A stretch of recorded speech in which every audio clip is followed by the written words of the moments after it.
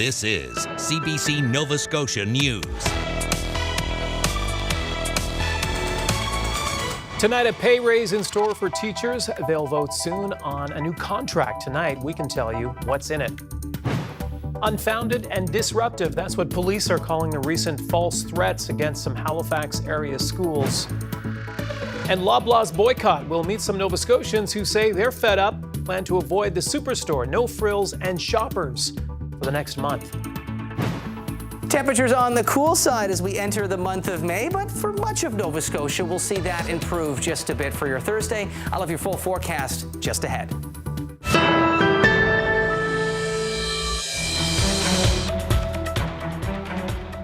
Good evening. Nova Scotia's public school teachers will vote on a tentative contract agreement that includes a pay raise over 3 years and more prep time.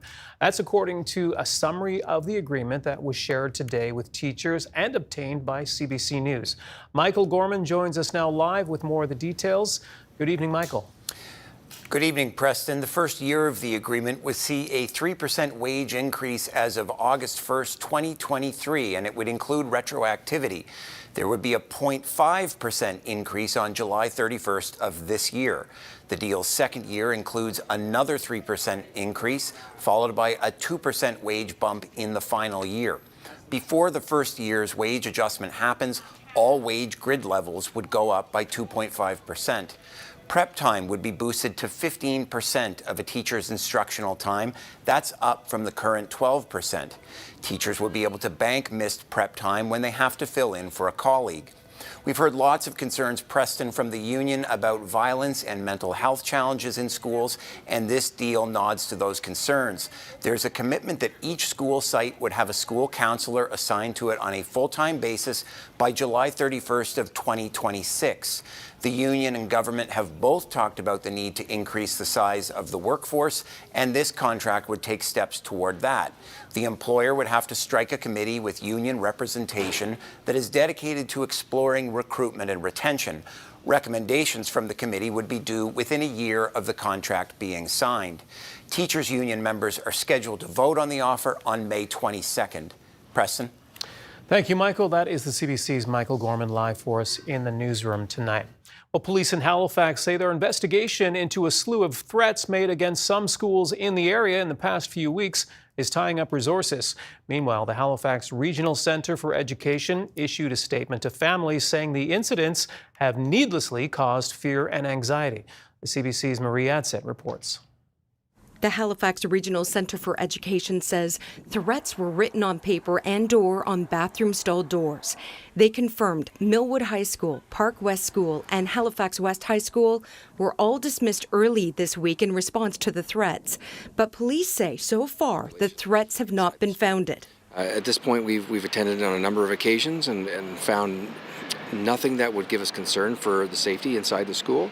The Halifax Regional Centre of Education issued a statement to families yesterday saying the incidents have needlessly caused anxiety and fear among staff and students. The HRCE declined an interview request today, saying the centre is working with police and focusing on supporting school leaders and keeping staff and students safe. The province's education minister says she recognizes it's a difficult time for school communities. It is always very scary and disturbing for families, for students, and for staff when threats or when incidents occur. Today, Education Minister Becky Drouin says safety is a top priority for the regional centres. But she agreed there's room for improvement when it comes to communicating information to students and parents. I'll just say generally it's difficult to stay in front of communication in this day and age when there's instant communication. And when you have an official and a capacity, you need to be very responsible to be accurate, and sometimes it's difficult to compete in speed. RCMP and Halifax Police say officers have responded to at least 7 threats since early April. Constable John McLeod says every incident must be investigated, and that uses a lot of police resources. People should be aware that, this is taking resources away from other places where we or others may be needed. And certainly, I say that is a concern, as well as the disruption that it causes to the schools itself. McLeod says someone caught making a false claim could be criminally charged. Marie Adsett, CBC News, Halifax. The committee set up to monitor the progress governments and police are making on the Mass Casualty Commission's 130 recommendations just issued its first progress report.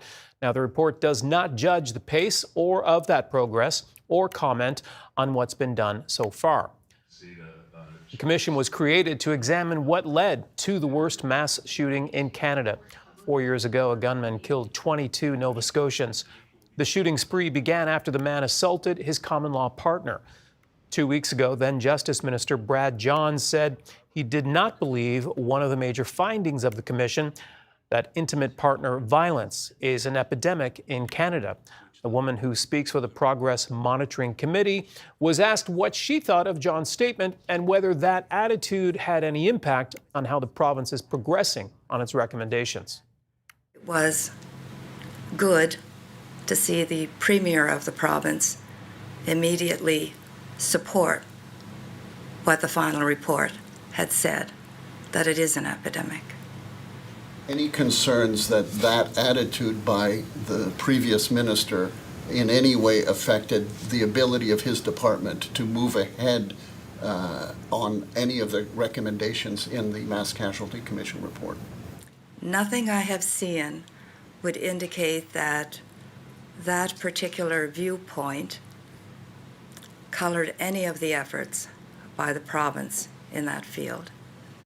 Oland had nothing to say about John's resignation from cabinet. She says the monitoring committee's next meeting will take place in Ottawa next month. A man in Cape Breton has pleaded guilty to charges under the Police Identity Management Act. The new law was brought in after the 2020 mass shooting, and it makes it illegal for people to use police equipment to pretend to be a police officer. Colin James Penny was the first person charged under the new law after Cape Breton Regional Police found pieces of police uniform in his apartment. He also had guns. He'll be sentenced in June. One of the country's most wanted fugitives has been arrested in Charlottetown.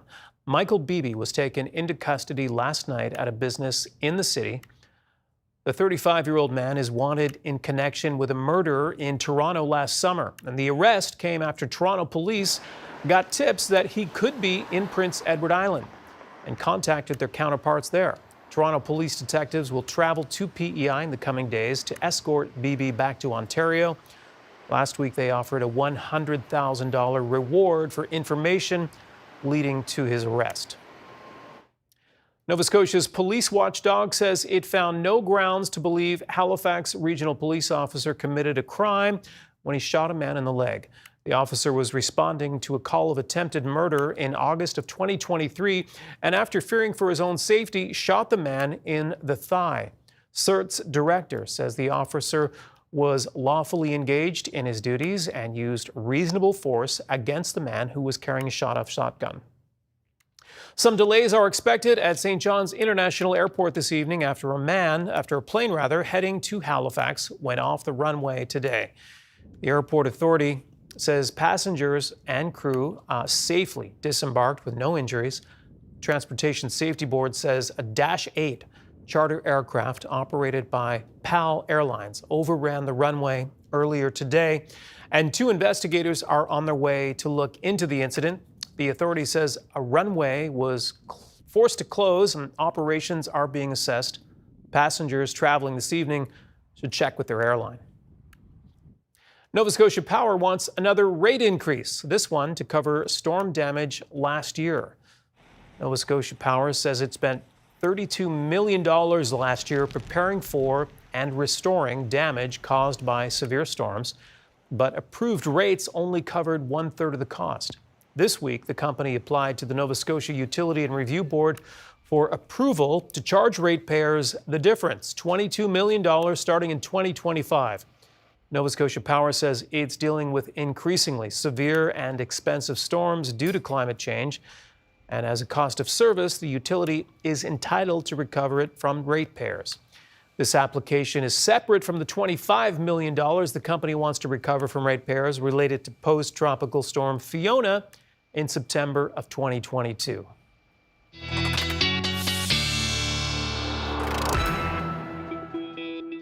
All right, our first look at the weather forecast for Nova Scotia. Our friend Ryan is away today, but Jay is here today. Hello, Jay. Yeah, happy to be filling in for Ryan today. Temperatures a little on the cool side. Not a bad thing, though, Preston, as that helps reduce that fire risk, of course, when we have cooler, damp conditions. Helps to lower that chance. And temperatures will be, for some areas, returning to seasonal or above seasonal tomorrow. I think for northern eastern areas, damp, cool weather likely to persist. There's a look at our daytime highs today. For this time of year, underperforming by a smidge for the first day of May. Certainly not feeling that way, but a quiet start to the month for most areas. Now, we do have, as that wind continues to ease this evening and overnight, the chance for some fog to set up. Certainly those fog patches will be a bit more dense and maybe a bit more frequent as we look to coastal areas through the overnight hours, possibly even into early Thursday morning. We will watch for maybe a sprinkle, a light shower or some drizzle through the overnight hours, Northumberland Shore, so like New Glasgow area, east towards Port Hawkesbury. That could linger with some fog patches into the morning. And then through the afternoon tomorrow, more in the way of a mix of sun and cloud or sun breaks for the South Shore region. This is where temperatures will be at or above seasonal. By the time you get to Halifax, areas east and north, that's where afternoon clouds will begin to develop. Ahead of for northern and eastern areas, some showers as well. And certainly as we get up into Northumberland and east into Cape Breton with that brisk northerly wind, you are looking at temperatures likely underperforming there. For the HRM, though, not too bad. Seasonals around 12, 14 for a daytime high for day 2 of May. Certainly a big improvement over today. Preston? All right. Jay, thank you so much. We'll check in again later. You got it. Well, fishing for baby eels can be very profitable. There's big demand in Asia for the young eels, or Elvers, but the federal government shut down the Elver fishery in Canada because it can't control the illegal fishing. As CBC's Kayla Hounsell tells us, state regulators in the U.S. seem to have the problem solved. I'm here at the Gristmill Stream in Franklin, Maine, where Elver fishermen are harvesting the night's catch. Baby eels are collected after high tide in nets like the one you can see here behind me, or using dip nets, literally scooped out of the water. No boats required. They are fished out of rivers and streams like this one here in Maine, as well as in New Brunswick and Nova Scotia, and then shipped live to Asia, where they are grown to maturity, grilled, and eaten. They are in high demand, very easy to catch, and extremely valuable. Last year, they were worth nearly 5,000 Canadian dollars a kilogram. Now, to give you an idea of exactly what that means, lobster, by comparison, is worth $15 a kilogram.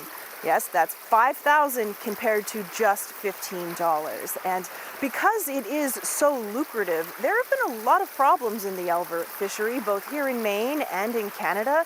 Death threats, organized crime, illegal fishing, so much so that the Canadian government has actually shut the Elver fishery down for the 2024 season. But by most accounts, Maine seems to have a handle on this. It is going very smoothly. We police our own gear. The wardens don't have to come out as much. They stay home with their family now. Before, they was out all night with us, running around catching poachers and stuff. And Maine began making changes to how its Elver fishery was regulated back in 2012, and then over a period of years, it significantly increased fines, suspended licenses for the first Elver offense, and revoked licenses permanently for the second offense. Instead of a civil infraction, it made Elver violations a crime.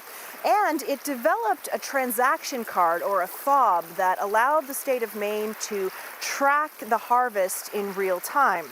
The state also tightly controls the export of these eels. Meanwhile, in Canada, there is no federal oversight or monitoring of the Elver supply chain from harvest to export. And people here, both authorities and fishermen, say Canada could learn a thing or two from them. Kayla Hounsell, CBC News, Franklin, Maine. Well, as the cost of living is climbing, Nova Scotians are feeling the pinch more than ever. New data from Statistics Canada is shedding some light on the growing levels of poverty and food insecurity in our province. The CBC's Selena Alders brings us that story. Nova Scotians are struggling with the highest rates of poverty and food insecurity compared to people in other Canadian provinces. That's according to a new report from Statistics Canada that came out on Friday.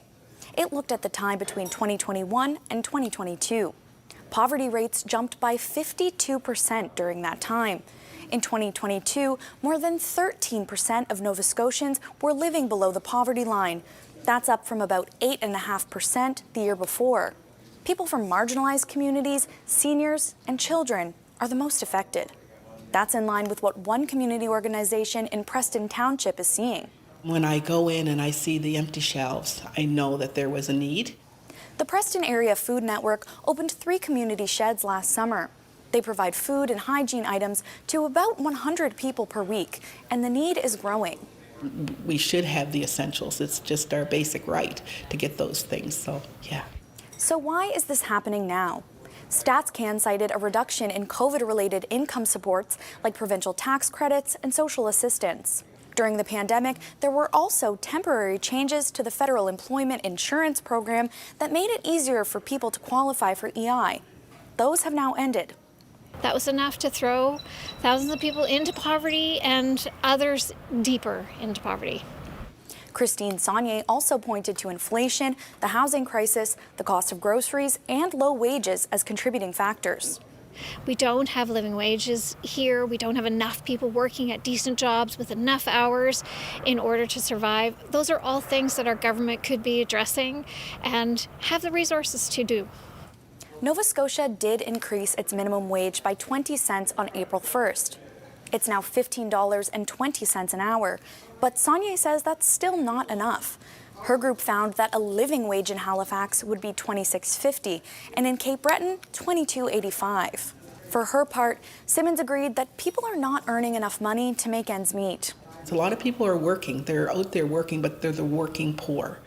The Department of Community Services says it understands that there are no quick fixes to the complex challenges people are facing. But it says it's working with community partners and families on a range of initiatives to support vulnerable Nova Scotians. Selena Alders, CBC News, Halifax. Staying with your pocketbook, thousands of Canadians are putting their support behind a month-long boycott of grocery giant Loblaws, which operates superstores, Shoppers Drug Mart, and No Frills here in Nova Scotia. The boycott was organized on the social media platform Reddit. As the CBC's Paul Palmer tells us, many Nova Scotians say they will shop elsewhere. As a student, I support it just because it's really expensive. Olivia Piccolo is one of many Nova Scotians who says she plans to avoid buying anything at any stores operated by Loblaws for the month of May. The prices have gone up drastically in the past few years since COVID, and it's just like I go to the grocery store and I spend hundreds of dollars on like 3 or 4 items. Like, it's outrageous. So yeah, I fully support it. The boycott, which also includes Shoppers Drug Mart and No Frills stores, is calling for a 15% price cut on top of boycotting the stores. More and more people are getting on board.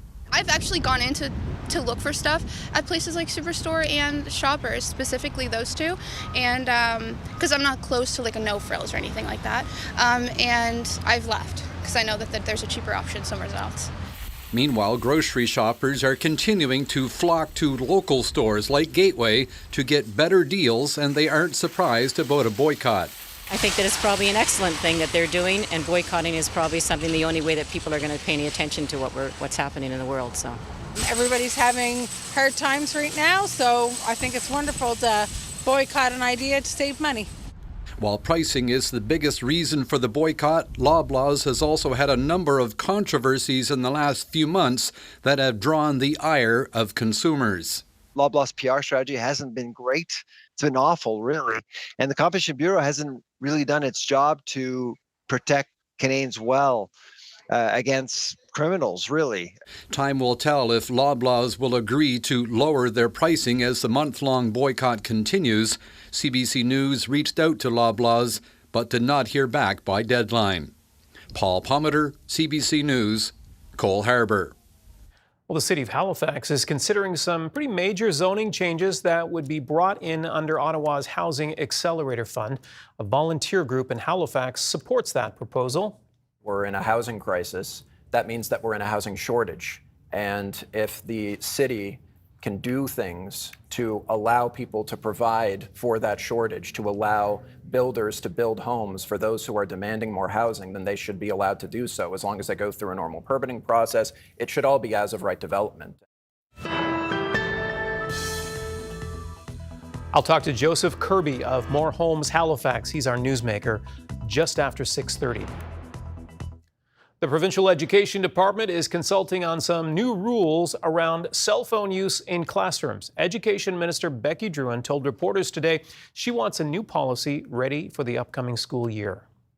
I would say we've heard that there's a desire for support around this, so I would expect that we will be taking an action that is something different than is currently the case. I don't want to make any presumptions about that, though, because, as I said, we need to do this informed by the experiences of the folks who are in classrooms and schools every day. The president of the Teachers Union wants a review too, but he says it's the teachers who are on the front lines and they'll need support. YWCA Halifax is asking for $3 million from the provincial government to build a new inclusive childcare centre. The goal of the proposed Cornerstone program is to fill in the gaps when it comes to accessibility in childcare. If it gets the money, the group says it'll build a new centre near Bears Lake. The YWCA says the design proposal and developer are ready to go. It just needs some help from the province. I say it's a solution to some of the issues that we have in the childcare system. So it's really about providing support, adequate support for children with complex and special needs. And also, it's so much around collaboration. So collaboration with service providers, collaboration with different levels of government. The province has made promises in the past to prioritize inclusion and accessibility in childcare, but it's made no commitments to this initiative. A correction now to a story we brought you last night about a review of motor vehicle inspections in Nova Scotia. The Houston government is reviewing the long-standing requirement to get an MVI every 2 years. Last night we told you the provincial NDP suggested eliminating MVIs earlier this year. That was incorrect. In fact, the NDP suggested extending the requirement from 2 years to 5 years. Well, it's been a nice week for weather, enough to get people and wildlife out for a stroll. Like this moose, cruising along Sunset Drive on Fredericton's north side yesterday. Jennifer Grace shot this video, and she said she held her breath as she watched it stroll past a woman in a wheelchair. It was her first time seeing a moose within city limits, and she says it seemed completely unbothered by being out in public. The Department of Natural Resources officers tried but failed to find the animal. They think maybe the moose just wandered back into the woods.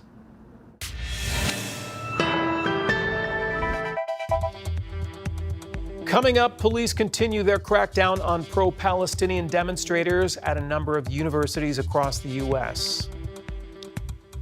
U.S. officials are in Israel looking to secure a new ceasefire and hostage release deal between Israel and Hamas. And Jay is back next with a full weather forecast. We'll see you with that in just a few minutes.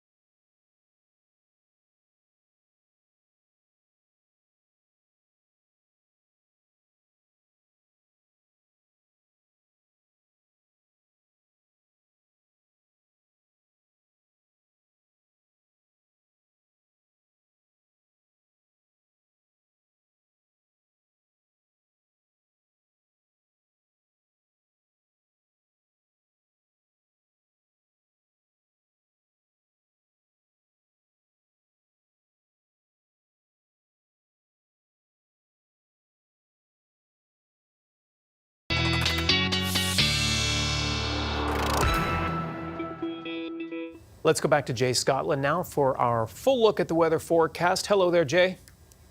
Hi, yeah, not a bad one as we start to look ahead to, because it's Wednesday. It's never too early to start looking ahead to the weekend. Conditions looking to improve. Some areas temperature-wise as we look to tomorrow, Preston. It's been hit or miss for the next few days as we round out the work week for most folks. But as we look towards the weekend, clearing trend, temperatures back up into the low teens for most areas.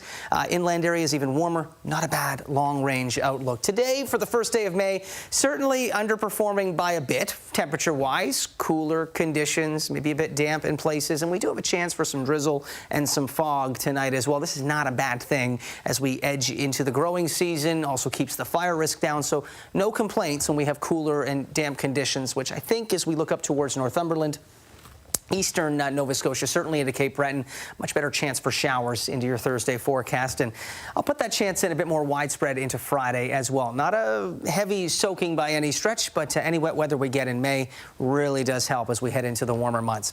There is a look at the overall picture as we head into the evening and overnight hours tonight. We'll watch for sky conditions to be fairly clear, but it's at the ground level. As that wind calms down, we could be looking at some foggy conditions developing. So do watch for some fog patches. Could be a bit more dense and a bit more widespread for some coastal areas as we edge into the overnight hours tonight through tomorrow morning. Low clouds, some drizzle, some fog will be possible. Otherwise, it will be a mix of sun and cloud for much of mainland Nova Scotia. Certainly, South Shore region, you're expecting warmer temperatures, a bit more in the way of those sun breaks more frequently for you. As we look from the HRM and east, watch for the cloud cover after we get rid of the fog patches in the morning to start to build into the afternoon. Up towards the Northumberland shore, east into Cape Breton. You do have a chance of some showers developing into the afternoon and evening hours as well. Maybe a late day sprinkle as we look to the South Shore as well, with that area of low pressure skirting just to our south and west. And then as we edge into Friday, again, morning fog, some drizzle possible. We'll keep the sky fairly cloudy, and I'll keep that chance of showers in play for mainland Nova Scotia. Steadier pockets of rain, though, could be a bit heavier for folks further east in Cape Breton. Here's a look at what you can expect through the overnight hours tonight. It's a fairly quiet night, aside from maybe that shower chance up towards the Northumberland shore, east to Port Hawkesbury. Otherwise, partly cloudy. Do watch for some cloudier conditions at ground level, the low cloud, mist, and some fog patches that could come with some drizzle into the overnight hours and early morning for most areas. Temperatures between 1 and 3 degrees overnight. And then daytime highs, big improvement over today. Coastal to inland will be the big story tomorrow. So 15, 16 degrees. Yarmouth could be closer to 9 or 10 if you're right on the coast. And as we look to the HRM, temperatures 14, 15, 16 degrees, depending if you're near the water or not. Otherwise, most of your sunshine, once you burn off that morning fog, if you see some fog patches develop, will come in the morning hours, becoming mostly cloudy in the afternoon. And this is where we'll start to see for more northern and eastern areas that chance of showers creeping back in, and cooler temperatures as well. With that wind coming in from the north off the Gulf and off the Strait, you'll see northern and eastern areas seeing those temperatures subdued a bit just because of that brisk wind and the marine influence, really keeping temperatures below seasonal there. So for the next few days, we'll see a bit of a weather roller coaster temperature-wise. Now, it will be cooler northern and eastern areas, but much of mainland Nova Scotia should be at or above seasonal tomorrow. Bit cooler with that shower chance on Friday, a bit more widespread. As we look to Saturday, mostly cloudy, but the trend is clearing through the day. Seasonal's around 11 or 12, so 13, not a bad forecast for your Saturday.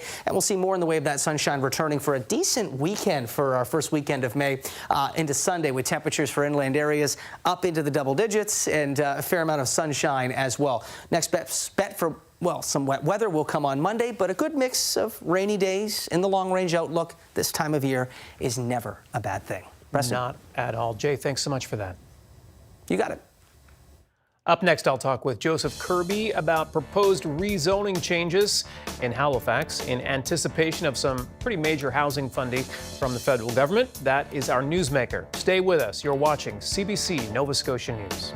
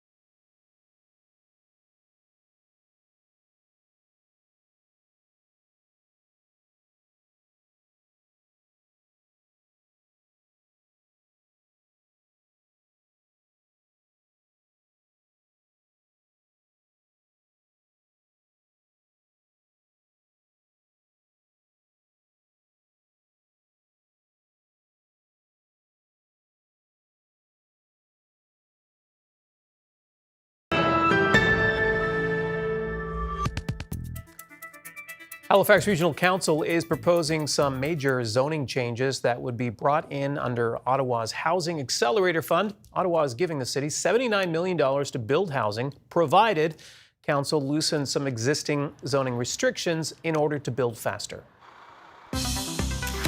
Among those in favor of the changes is Joseph Kirby. Joseph is with the volunteer group called More Homes Halifax. Welcome to the show. Thank you. Happy to be here. So walk me through this. There's some resistance to this proposal to allow, for example, 4-unit buildings in all areas of peninsular Halifax and all over the region. A lot of resistance to that, one specific. What's your take on that? Well, I would say that the resistance is, first of all, not justified. We're in a housing crisis. That means that we're in a housing shortage.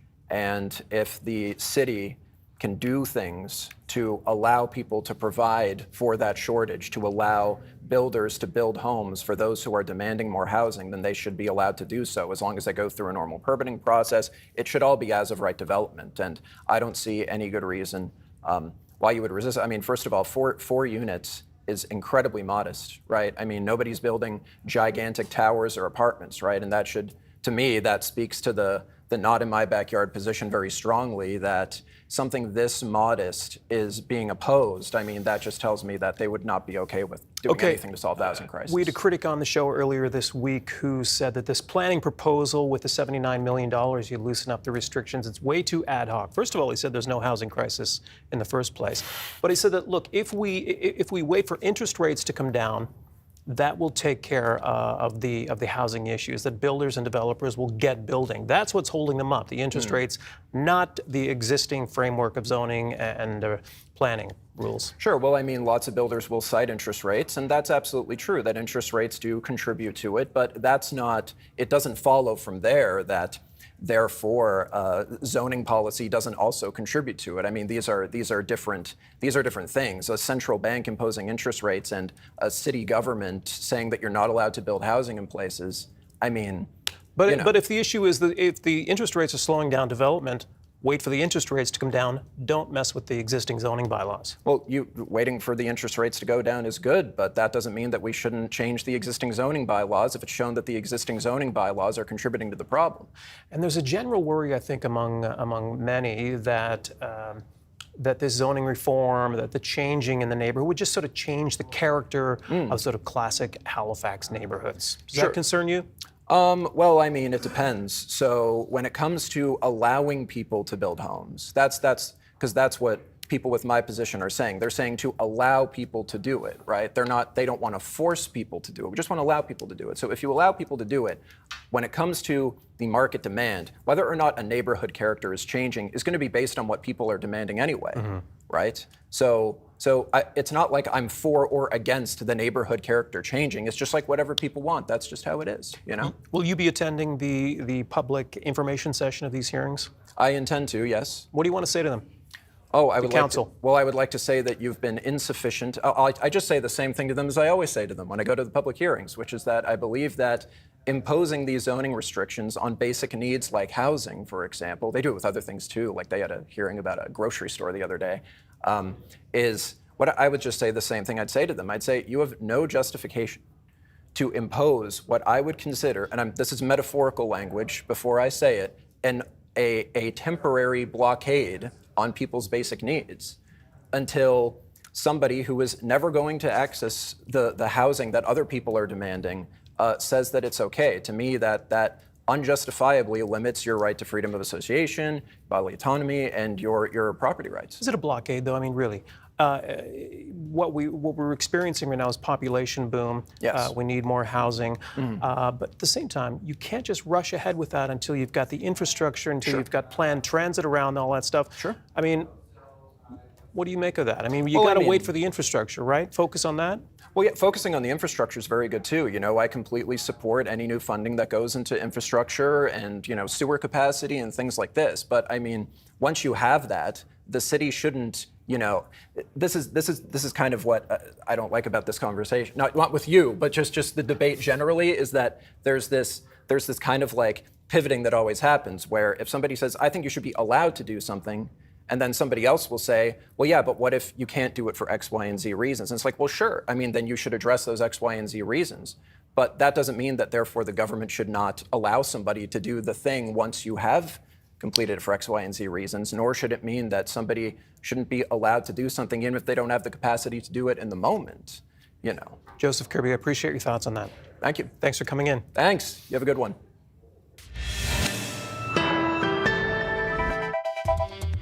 Coming up, Canada's dental care plan begins today, but some patients could be waiting weeks or even months for coverage.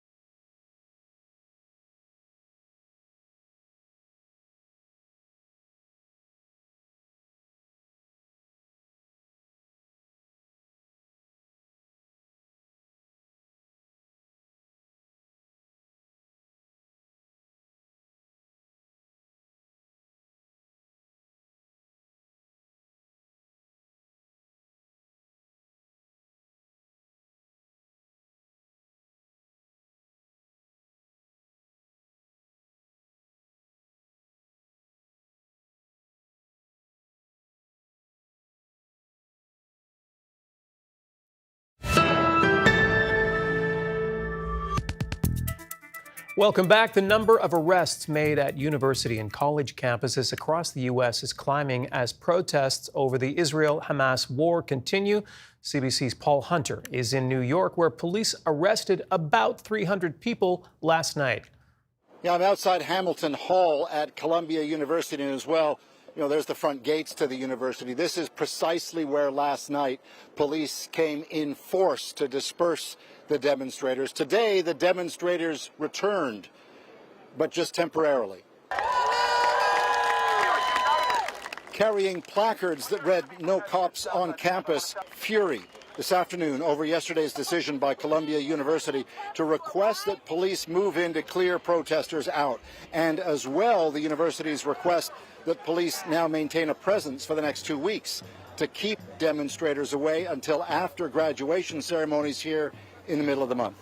This morning, New York Mayor Eric Adams also underlined that demonstrations at Columbia were fueled in part by those who came specifically to ratchet up the intensity. At the request of Columbia University, at their request, we went in and conducted an operation to allow Columbia University to remove those who have turned the peaceful protest into a place where anti-Semitism and anti-Israel attitudes were pervasive. At the White House today, this further explanation for what played out at Columbia. We've been very clear on that. Americans have the right to peacefully protest. They have the right to peacefully protest as long as it's within the law and that it's peaceful. Forcibly taking over a building is not peaceful. It's just not. But meanwhile, the whole world is watching! The whole world is watching! The demonstrations continue to spread and grow in volume and emotion. This is Wisconsin, where police also moved in on protesters overnight. It is despicable that the university has allowed this to happen, and you can see that it's clearly a myth when people say that cops keep people safe. They clearly do not. They are in riot gear when there is no riot. And there were similar scenes in Los Angeles and beyond. Indeed, there are now pro-Palestinian protests in nearly 24 U.S. states, involving some 25 college and university campuses, each of them making clear their anger and their determination to stay at it, no matter what actions are taken against them. Paul Hunter, CBC News, New York. A Quebec Superior Court judge has rejected an injunction request for the removal of a pro-Palestinian encampment protest at McGill University. She says the students who filed it failed to show the protest causes irreparable harm. Students in the encampment are relieved but cautious.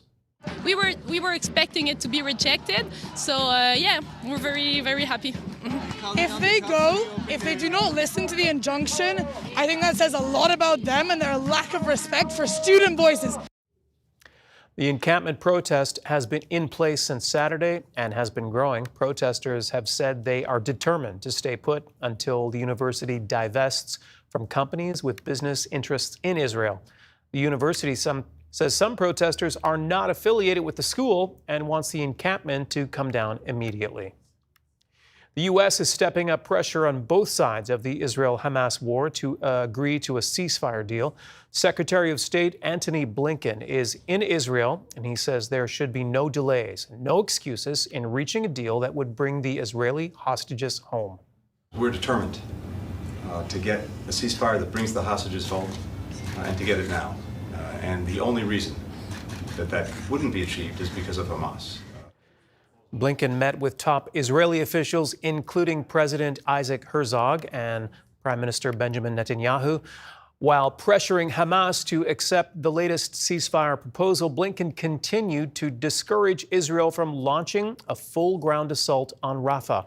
Netanyahu has said the operation to root out Hamas will happen regardless of any deal to return the hostages. 1.5 million Palestinians have taken refuge in Rafah and face ongoing attacks. Many have been displaced several times and have little food or water. Blinken also continued to push to get more aid into Gaza. The Canadian Dental Care Plan begins covering seniors today. It's the first rollout of a massive public program for low and middle-income Canadians who do not have private dental insurance. The CBC's Marina von Stackelberg shows us how the program is getting underway and why seniors might still be waiting to get the care they need. So we'll take a look at your teeth here, okay? Morten Brissard is getting his teeth checked for the first time in 5 years. The 79-year-old is one of the first in the country to access the new Canadian Dental Care Plan. The Ottawa senior says his gums bleed every morning. And the dentist is expensive, so is why I wait till the problem was very bad. Today, seniors 70 and older are covered under the National Insurance Program. People aged 65 and up can now apply online. In total, 1.7 million have signed up so far. Brissard's dentist says he expects to see more patients like him in the coming days. They haven't seen a dentist 5, 10, even more years, simply because they haven't been able to afford it. Hygienist Shannon Maitland brings her mobile clinic directly to patients. The national plan will help cover routine dental work like cleanings, fillings, x-rays, and dentures. Maitland says that's a massive upgrade from existing provincial public programs. Some of the coverage that these clients do receive might be only emergency based, and that is when you're in pain and you have a large infection. Any pain? Maitland is waiting a few weeks to book patients under the program to see how it goes for others. Good morning. So far, only about 1 in 5 oral health care providers have registered. I was involved in this process very early on, and it looked really promising. And then at some point, it just took a turn and became complicated and onerous, and unnecessarily so. The federal government says it has simplified the paperwork and will allow oral health care providers to directly bill to the plan without signing up. But that won't start until July. We've got it down now to a process that's as simple and as basic as anything else out there, if not simpler. Dr. Melvin Lee says so far things have gone smoothly in his clinic. I do believe that dentistry should be a part of universal health care in Canada. And that's why he hopes more dentists will also sign up. Marina von Stackelberg, CBC News, Ottawa. Canada's Trans Mountain pipeline expansion is now operational after more than a decade of work. The $34 billion project is transporting oil from Alberta to the coast of British Columbia. It will increase the system's shipping capacity to nearly 900,000 barrels a day. Fears over a potential spill sparked protests from environmental groups and communities who live along the pipeline's route. The NHL playoffs continued last night. The Colorado Avalanche eliminated the Winnipeg Jets with a 6-3 win in Game 5. That loss means the Jets are the first Canadian team to be knocked out of the playoffs. A better night, though, for Leafs fans. Their team bounced back from a dismal showing on Saturday to win the 5th game of that series against Boston. Tavares digging in on his off wing to the net. Shoveled it in front. Scores! Matthew Nyes has won it, and the Leafs will take it back to Game 6 in Toronto. Fans gathered in Toronto where they were elated when Matthew Nyes scored 2 minutes into the overtime for a 2-1 win. Boston still leads the best-of-7 series 3-2. Game 6 is tomorrow in Toronto. The Edmonton Oilers, who play tonight, and the Vancouver Canucks are still battling. Some of the most popular TV shows and movies right now are all about the end of the world. In fact, apocalypse content is hotter than ever. Eli Glasner explains why. I just want to start. I've had a rough week. On the small and the big screen. You watch. As soon as DC falls, they'll turn on each other. Audiences can't get enough of apocalyptic scenarios. The collapse is so near. Holy Moses. On We're All Going to Die, Canadian Jay Baruchel confronts his anxiety, exploring everything from killer bugs to AI run amok. I don't know if you're like a news junkie, but the past 4 or 5 years have been quite colorful and eventful. They could bring about the end of life as we know it. What? We need monsters, and we need to name them. And we always have. I think we kind of like to swim in that dark space. Right. I think that humans naturally, we do like dark things. Critic Rachel Ho isn't surprised by Civil War's success at the box office. We're living in very divisive times, especially our friends down south. It's quite tense, I think is the best word for it probably. So it makes sense that our entertainment is reflecting that reality. Think about your lives. I'm sure one of you is going to realize that it's not all that great. This author says apocalyptic scenarios are on the rise for good reason. It really is like resetting everything. You're getting rid of the baggage. You're able to start anew, or perhaps you're able to have this this ideal future that mirrors in some ways the things you wish would happen. As for Jay Baruchel, after staring into the abyss, he's found something surprising. It's made me more of an optimist. We are prone to less diseases. We are more literate. We kill each other less than we ever have, which is crazy considering what a garbage fire it is out there, right? So as shitty as it is, and anecdotally especially, it is very shitty. This is the best it's ever been. A silver lining for our apocalyptic obsessions. Eli Glaster, CBC News, Toronto. Well, Canada's main stock index eked out a gain today, even as energy stocks fell. Here's a quick look at the markets as we head to break.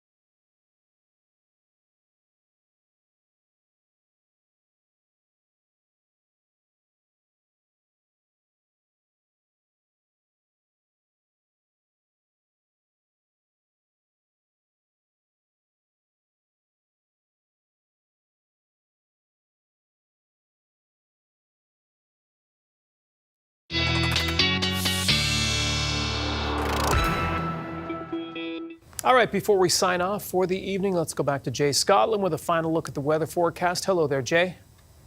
Hi, Preston. Yeah, starting out tomorrow morning, I think the big concern for most areas is just going to be maybe seeing reduced visibility in a few spots with some low cloud, some mist, and some fog. Otherwise, mix of sun and cloud for the Halifax area to start the day tomorrow. Northern, eastern areas, clouds, some morning showers, certainly a possibility.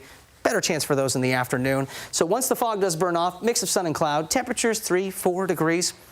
We'll see those temperatures up into the low teens, though, by the noon hour, although the clouds looking to increase as that wind from the north to northwest does pick up. And I'm going to keep breaks of sunshine in through the afternoon. Just going to see it leaning more towards the cloudier side of things. And temperature-wise, 14 degrees, 15 degrees for a daytime high. This time of year, nothing to complain about despite the lack of sunshine, although for folks up in Northumberland, east into Cape Breton, just with that northerly wind coming in off the Gulf, off the Northumberland Strait, you can expect those temperatures to be a lot cooler than what you're seeing here, and maybe some showers building back in for the afternoon for folks there. Preston. All right. Showers not a bad thing this time of year. Thanks so much, Jim. Yeah. Anytime. And before I want to go show you this, it is Orthodox Easter this Sunday, and some Ukrainians have prepared for the holiday by painting traditional Easter eggs. People from all over the country painted more than 800 eggs.